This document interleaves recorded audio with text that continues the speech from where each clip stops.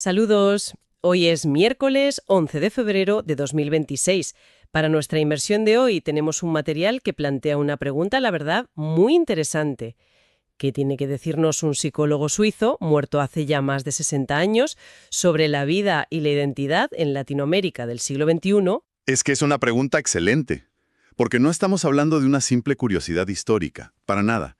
El material que hemos estado analizando propone que las ideas de Carl Jung sobre, el inconsciente colectivo, los arquetipos, la sombra, no solo son relevantes, sino que son una herramienta potentísima para entender las tensiones y la riqueza cultural de lugares como México, Colombia o Argentina. O sea, la idea es usar a Jung como una especie de lente para mirar nuestra propia cultura. El análisis, de hecho, arranca con una imagen muy potente. Un joven, imagínate, en Bogotá o en Lima, que siente una presión enorme por cumplir con lo que su familia espera de él. La tradición, el ser alguien. Exacto. Y lo que se plantea es que, sin que lo sepa, sus decisiones más íntimas están siendo moldeadas por siglos y siglos de historia. Precisamente. Y esa imagen es la puerta de entrada a la idea central de Jung, que es que la búsqueda de sentido pasa por un viaje hacia adentro, por diferenciar quiénes somos de quién nos dijeron que debíamos ser. Y ojo, aquí no se trata de culpar a nadie, ni a la familia ni a la sociedad, sino de entender esas fuerzas invisibles que nos mueven. Y la primera de esas fuerzas que se aborda es quizá la más famosa de todas, la sombra. Espera, vamos a detenernos un momento aquí porque es un concepto clave. Cuando hablamos de la sombra, no es algo necesariamente malo o demoníaco, ¿verdad? Según la psicología junguiana, es... Mucho más, sí. La sombra personal es todo aquello que no reconocemos de nosotros mismos. Son esas partes de nuestra personalidad que reprimimos porque sencillamente no encajan con la imagen que queremos dar. Y atención, porque en la sombra no solo hay celos o ira, también puede haber talentos ocultos, creatividad reprimida, una fuerza que nos da miedo a expresar. Es simplemente lo que no queremos ver. Entendido. Pero aquí es donde la cosa se pone realmente interesante porque el análisis va un paso más allá. Plantea una pregunta brutal.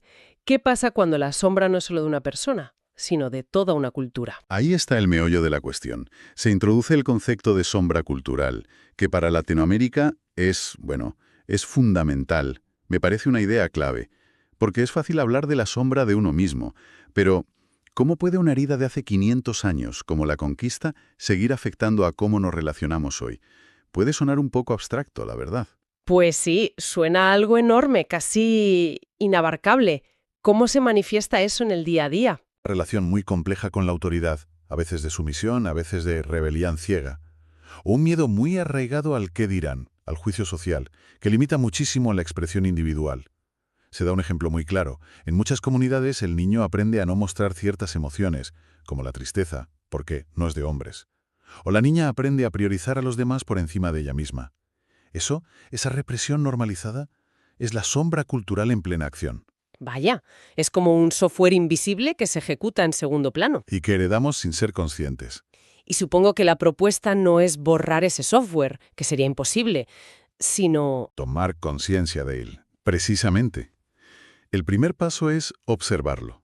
Reconocer que quizá esa dificultad para poner límites, o esa reacción desproporcionada ante una crítica, no es solo tuya, es parte de un eco cultural mucho más antiguo. Y al verlo, dejas de ser una marioneta de ese patrón. Puedes empezar a elegir. Y esto nos conecta con otra idea fundamental de Jung. Los arquetipos. Exacto. La idea de que todos tenemos en la cabeza patrones universales, como el del héroe, la madre, el sabio, pero ¿cómo aterriza eso en Latinoamérica sin que parezca una simple copia de los mitos griegos o romanos? Muy buena pregunta. El material insiste en que no es una copia, es una manifestación local. El arquetipo es el molde universal, pero la arcilla es la cultura específica. Por ejemplo, el arquetipo del viaje del héroe. En Europa puede ser un caballero medieval. En la tradición precolombina podría ser Quetzalcóatl, viajando al inframundo. El patrón es el mismo. Enfrentar la oscuridad para traer un tesoro. Pero la forma es única. Entiendo. Es la misma estructura profunda con un ropaje cultural diferente. Y se mencionan ejemplos muy potentes. La leyenda de El Dorado en Colombia, por ejemplo, no es solo una historia sobre oro. Es la encarnación del arquetipo de la búsqueda del paraíso perdido. Exacto. O pensemos en uno aún más extendido, La Llorona. No es solo un cuento para asustar a los niños. Desde una perspectiva junguiana, es la manifestación de un arquetipo, quizá el de la madre terrible o el del duelo colectivo no resuelto. Es como si el dolor de siglos de pérdidas, de hijos perdidos en conflictos, encontrara una voz en esa leyenda. Cada vez que se cuenta esa historia, el inconsciente colectivo está, de alguna forma, procesando un trauma. Es una forma completamente nueva de ver el folclore. Deja de ser algo pintoresco para convertirse en un espejo de la psique colectiva. Y todo este viaje, el de reconocer la sombra y entender los arquetipos, tiene un objetivo. ¿A dónde nos lleva, según Jung? Nos lleva al que él consideraba el objetivo principal de la vida humana, el proceso de individuación. Y de nuevo, es un término que necesita ser desempaquetado. No se trata de ser uno mismo, en un sentido superficial de hago lo que quiero. No, es un proceso, a menudo difícil, de integrar todas las partes de nuestra psique. La consciente y la inconsciente, la luz y la sombra, para convertirnos en un individuo completo, no dividido. Es llegar a ser quien realmente se es. Me imagino que en un contexto como el latinoamericano, con ese peso de la tradición, de la familia, ese proceso debe ser especialmente complicado. El análisis lo subraya así. Si Jung hubiera vivido en Brasil o en Perú, probablemente habría dicho que la verdadera libertad empieza cuando uno reconoce quién es dentro de su propia historia, no negándola. Pero las estructuras de autoridad, ese miedo al juicio que decíamos, generan una resistencia enorme a romper con el molde. Se ilustra con un caso muy reconocible, un joven de una familia tradicional de Ciudad de México, cuya vocación es el arte, pero sobre el que pesa la expectativa de que sea abogado, como su padre. Un conflicto clásico. Clásico, pero que desde esta óptica es crucial. Esa tensión interna entre lo que debe ser y lo que su alma le pide no es un problema a evitar, es el mismísimo comienzo de su proceso de individuación.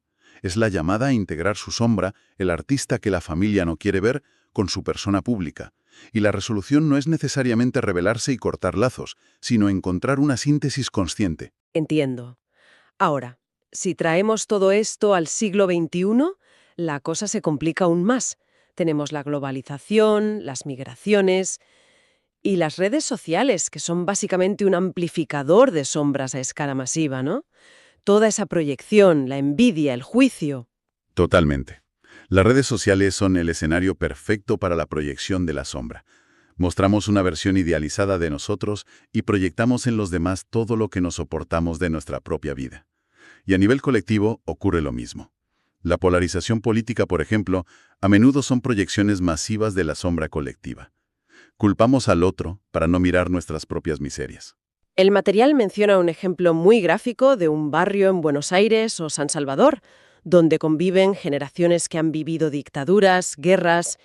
La idea es que esos traumas no desaparecen, sino que se transmiten de forma inconsciente, como una herencia emocional. Se transmiten, sí, en forma de miedos, de desconfianza, de patrones de violencia que se repiten. Un joven que crece ahí puede sentir una rabia o una desesperanza que no comprende, porque no es solo suya, es el peso de la historia de su comunidad. Pero, y esto es muy importante, la perspectiva que se ofrece no es pesimista ni determinista. No estamos condenados a repetir el pasado. ¿Y cuál es la salida? La conciencia. Usar estas herramientas para reinterpretar la historia. Ver esos traumas no como una condena, sino como una parte de nuestra sombra colectiva que necesita ser integrada. Reconocer que esa herida histórica existe nos permite por primera vez actuar desde la conciencia y no desde la repetición automática. Vale, todo esto es muy profundo, pero puede sonar un poco abstracto. El análisis se pregunta, ¿cómo aplicar estas enseñanzas en la vida diaria, sin ser psicólogo? Y propone herramientas muy concretas. Sí, y es la parte más práctica. No se trata de hacer autoterapia, sino de cultivar la autoconsciencia. La primera herramienta que se menciona es llevar un diario. Y esto, que suena muy clásico, tiene un matiz junguiano muy claro. Claro, no se trata de apuntar lo que existe en el día, ¿no? Menos qué comí y más por qué soñé con una casa inundada. Exactamente. Se trata de prestar atención al lenguaje del inconsciente, apuntar sueños, fijarse en imágenes que se repiten, en lapsus, en reacciones emocionales que parecen desproporcionadas. Jung creía que los sueños son mensajes directos de nuestro sí mismo profundo, y el diario es una forma de recoger esos mensajes. La segunda herramienta es reflexionar sobre la propia sombra. Eso suena un ejercicio bastante incómodo. Lo es, porque implica preguntarse, ¿qué es lo que más me irrita de otras personas? A menudo, aquello que nos saca de quicio en los demás es un rasgo de nuestra propia sombra que no queremos reconocer. Si te molesta la arrogancia de alguien, quizá es porque tienes una parte arrogante reprimida. Es un ejercicio de honestidad brutal. El tercer punto es aprender a reconocer los arquetipos en nuestra vida. ¿Cómo sería eso en la práctica? Sería observar los roles que jugamos. ¿Estoy actuando desde el arquetipo del mártir, siempre sacrificándome? Veo a mi jefe como el tirano. Busco constantemente un salvador. Reconocer estos patrones nos ayuda a desidentificarnos de ellos. No somos el arquetipo, simplemente estamos siendo poseídos por él. Al verlo podemos dar un paso atrás. Y la última herramienta es integrar conscientemente el pasado histórico-cultural. Esto ya suena a tarea para toda una vida. Bueno, lo es. Pero empieza con algo simple. Interesarse por la propia historia familiar y colectiva. Leer sobre la historia de tu país, no como una lista de fechas, sino preguntándote, ¿cómo ha moldeado esto la forma en que pensamos y sentimos hoy? Es conectar tu pequeña historia personal con la gran historia colectiva.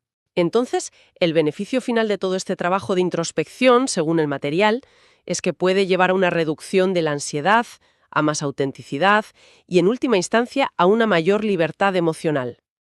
Ese es el objetivo, porque gran parte de nuestro sufrimiento viene de la guerra interna entre lo que somos y lo que pretendemos ser. Al integrar la sombra, al entender los patrones, esa guerra interna disminuye. Y eso es liberador. Para ir concluyendo, la idea central que destilamos de este análisis es que, aunque Jung sea una figura del siglo XX europeo, su pensamiento es como un mapa increíblemente útil para navegar la identidad latinoamericana actual. Exacto. La conclusión del material es que la psicología profunda no pasa de moda porque las preguntas que aborda son eternas. ¿Quiénes somos? ¿De dónde venimos? ¿Cómo podemos vivir con más sentido? Nos ayuda a entender esa mezcla única de historia, de espiritualidad, de dolor y de alegría que define a América Latina. Y nos deja con una idea muy potente. La herencia de la colonización y de otras historias difíciles dejó patrones inconscientes, sí, pero la gran lección es que no somos esclavos de esos patrones. Tenemos la capacidad de reconocerlos, integrarlos y a partir de ahí elegir quiénes queremos ser. Fíjate, el análisis cierra con una imagen que lo resume todo. Cada vez que alguien en cualquier lugar de Latinoamérica se atreve a enfrentar un miedo, o reflexiona sobre por qué repite un error, o se interesa por las leyendas de sus abuelos, está haciendo el trabajo que Jung propuso. Mirarse a uno mismo para poder transformar su vida. Y esto nos deja con una reflexión final para darle vueltas. La conciencia de nuestra historia, tanto la interna como la colectiva, no es solo un ejercicio intelectual. Quizás, como sugiere este análisis, sea la base misma de la libertad emocional y de una vida auténtica.